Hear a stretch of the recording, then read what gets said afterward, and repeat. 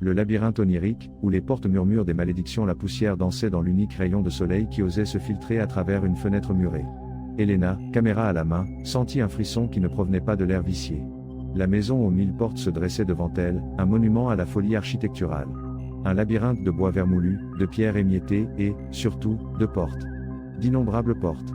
Elle avait entendu les légendes, un touriste ambitieux qui avait disparu après avoir franchi une porte incrustée de jade, un groupe de jeunes qui n'étaient jamais revenus d'une pièce remplie de miroirs, les murmures d'une voix qui promettait des paradis et livrait des enfers. Mais Helena était historienne, pas crédule. Elle avait besoin de preuves, et la maison aux 1000 portes était le sujet parfait pour sa thèse sur l'architecture maudite. Elle poussa la porte principale, cédant au craquement sinistre des gonds rouillés. Un vestibule sombre l'accueillit, orné de portraits décolorés dont les yeux semblaient la suivre.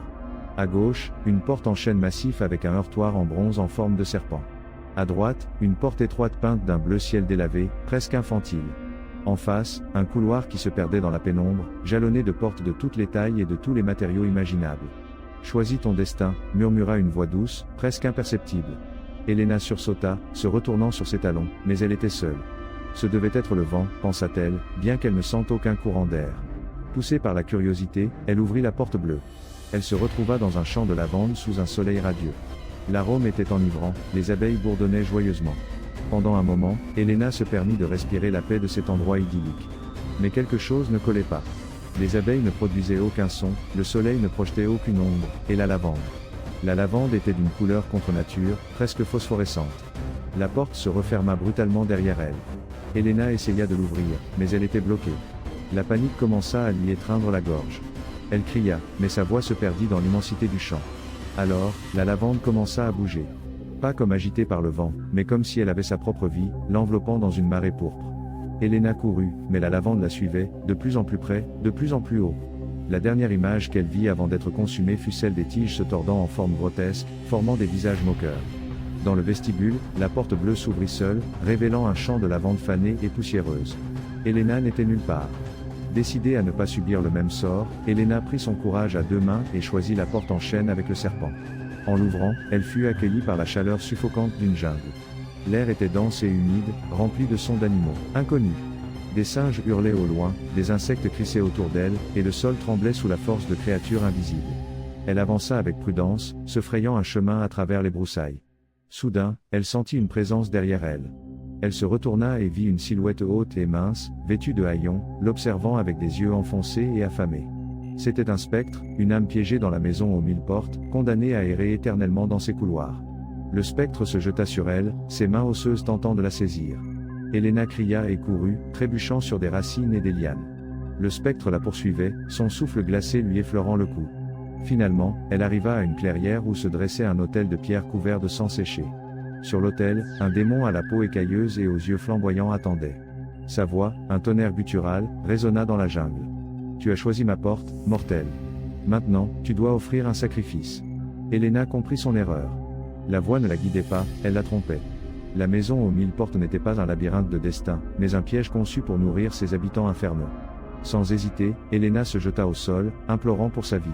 Elle offrit sa caméra, ses recherches, même son âme. Le démon se moqua. « Ton âme m'appartient déjà depuis le moment où tu as franchi la première porte. Mais j'offre une alternative. Une vie en échange d'une autre. » Helena regarda autour d'elle. Le spectre, toujours assoiffé de sang, s'approchait lentement. Elle prit une décision. Avec un cri de désespoir, elle poussa le spectre vers l'autel, l'offrant en sacrifice au démon. Le démon rugit de satisfaction en consumant le spectre. Helena profita de la distraction pour courir vers la porte. Elle la franchit juste au moment où le démon tentait de la saisir. De retour dans le vestibule, haletante et tremblante, Helena comprit que la seule façon de survivre à la maison aux 1000 portes était de jouer avec ses règles. La voix murmurait, « Choisis ton destin. » Mais maintenant, Helena savait qu'elle ne choisissait pas un destin, mais une forme de survie. Elle passa des jours à explorer la maison, ouvrant et fermant des portes, apprenant à identifier les dangers et à les utiliser à son avantage. Elle rencontra des vampires dans un château médiéval, des fantômes dans un bateau coulé, des cannibales sur une île déserte. Elle utilisa la connaissance de chaque porte pour échapper à la suivante, toujours un pas en avant des créatures qui la traquaient. Finalement, elle arriva à une porte qu'elle n'avait jamais vue auparavant. Elle était faite de miroirs, et dans son reflet, elle vit une femme amaigrie et désespérée, mais aussi forte et astucieuse.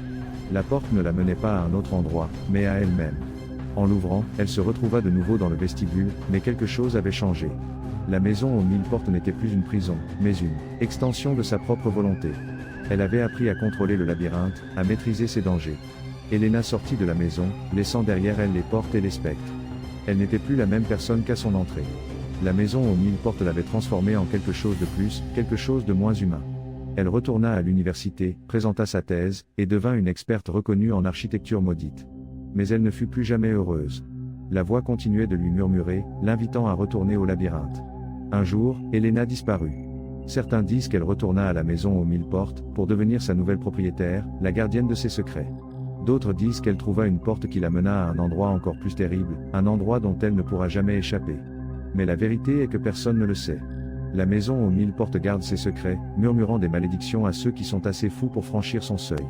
Et parfois, si vous écoutez attentivement, vous pouvez entendre la voix d'Elena, guidant les nouveaux visiteurs vers leur perdition. Choisis ton destin, mais fais attention à ce que tu désires.